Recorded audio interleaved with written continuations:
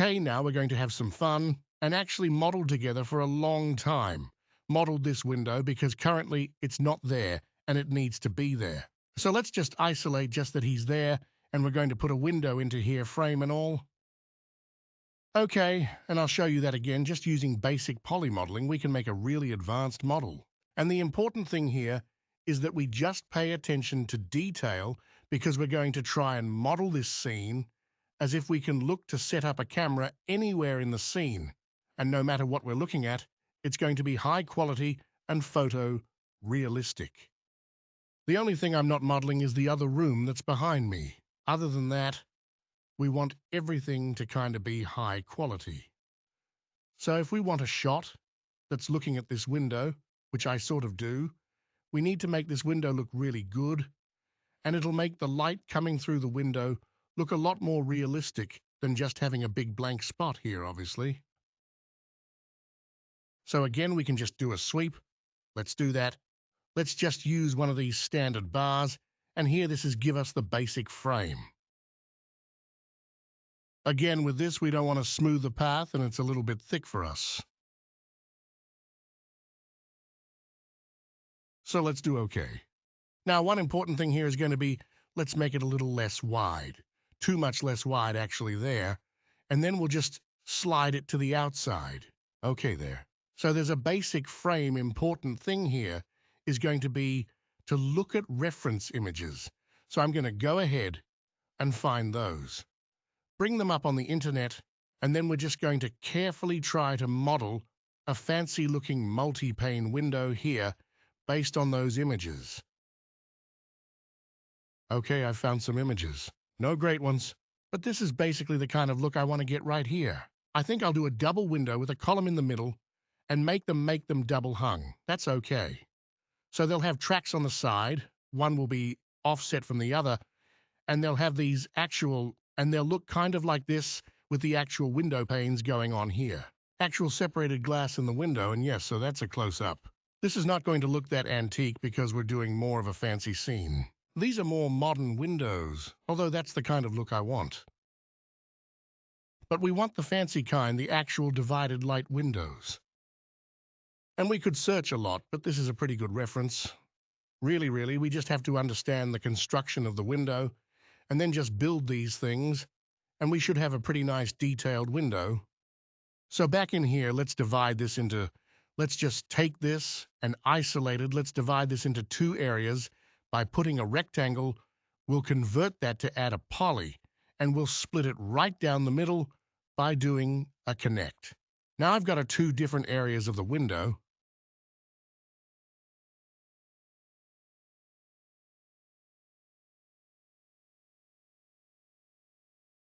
Now from the inside, it's set to a D. Okay, from the inside, we'll see what we do here. Let's just start creating some geometry. Let's say inset. Both of these by polygon like that then will extrude up, inset, apply, extrude, and extrude that back about that far.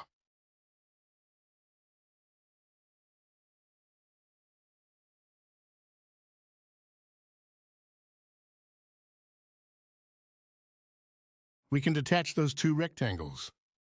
You're just going to build a frame here because there's a basic frame. Let's put some tracks in there for those windows so they can kind of sit in there. I think what that construction would look like is something like you'd have a track for one window and then maybe a small something like that, and then the other window something like that.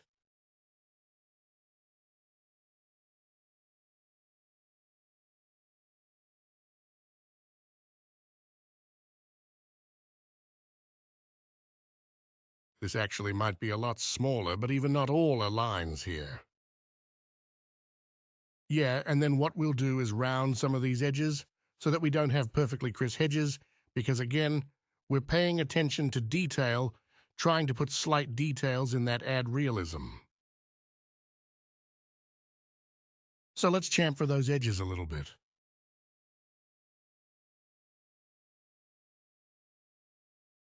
Just ever so slightly. That can give us our profile for a sweep up in a place here in our frame will actually take, I think that sweep would go all the way around a window.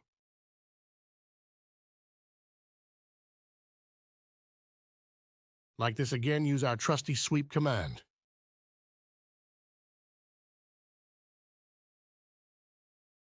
Use a custom shape. Pick a little shape here to make our window track area.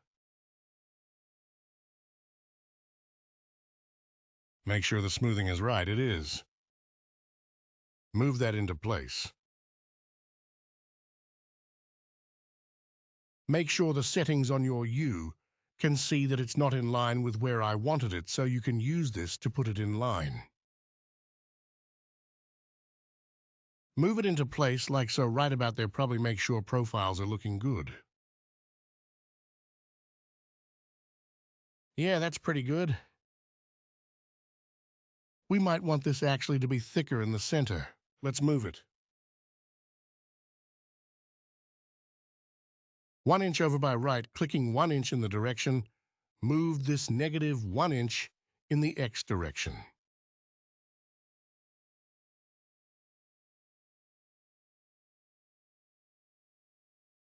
Here we go, negative 1 inch in the X direction, and then take this and we'll just sweep to fit in there properly, and we'll just do this on one window, obviously, so that then we can instance it to the other window.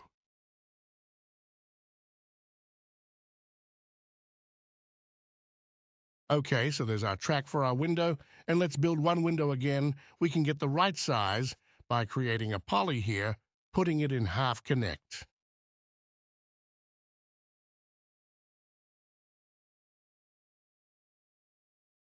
Now, if we take just this one part here and build a window out of it to lead that part, we know it's going to be exactly half the width that it needs to fill up okay now with just this one window.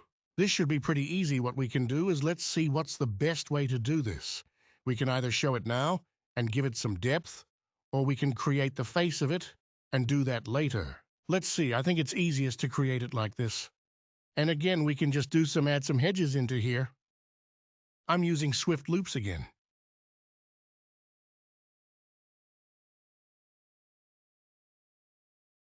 And probably right about there, and see maybe those edges need to be a little wider.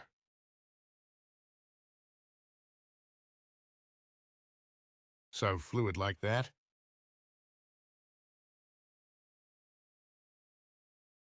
Okay, so there's the basic shape of the window, and then we'll cut it into various different window panes by using the Connect tool.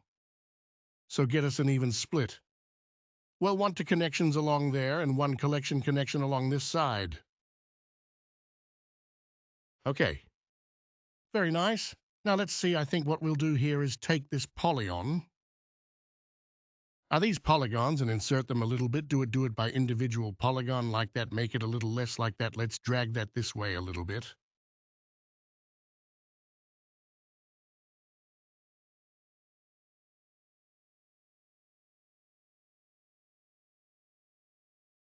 That work? Yeah. That's looking good. And then you can extrude it in. And then once you can do is let's do one more extrusion like that, and then just delete those edges.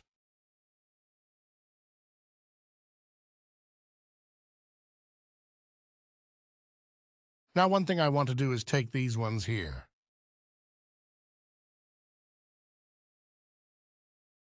This line, and this line loop it. It's not going to let me loop it, but it's just these ones here. I guess that's not a loop at this point. Okay, let's just manually select those ones. Those ones and those ones, holding down Control to select multiples, and then I'm going to chamfer those to kind of flatten out that edge. So we don't have a sharp edge in the front. That should look like that. Kate, that's a pretty nice window there. Now, obviously doing some thickness to the window. So let's take the border, the open border. Hold down Shift as we drag to create new geometry, and catch that we're selecting a border which is open edges, making sure we're dragging in the Y direction only, and holding down Shift, it's giving that window thickness.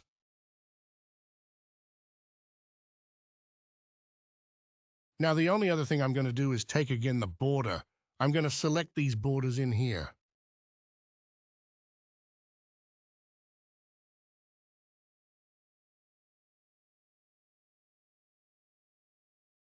And then hold down Control while I switch to face. Okay. And then I'm going to extrude those faces in on themselves using the local normal.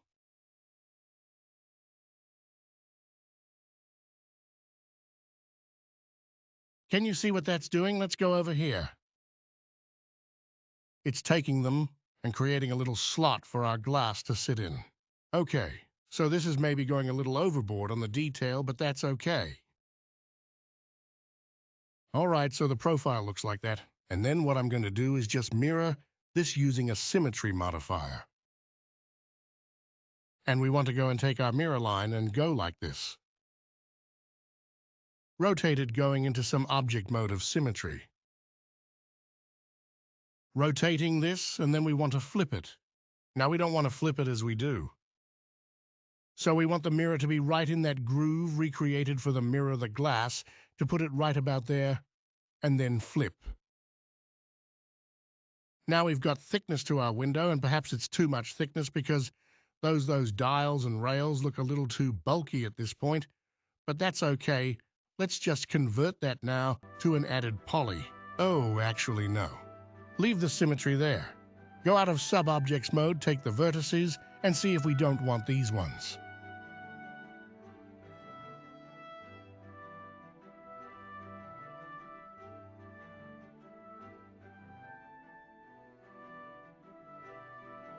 And then let's show the finished result here. And as we have that showing, we can drag it in to make our stiles and rails the right size. What do you call those on the Windows mountains? Anyway, whatever those things are called, and there you have it. Okay, so finished window looks like that. Let's see if it will fit into our track here. Probably not. Still a little too thick. Right. Let's center it right on there. Let's do the same thing again. Those courtesies even more so it fits right into that track. And there you have it. Now you can create some little pieces of glass to fit in there. And we've got a nice window.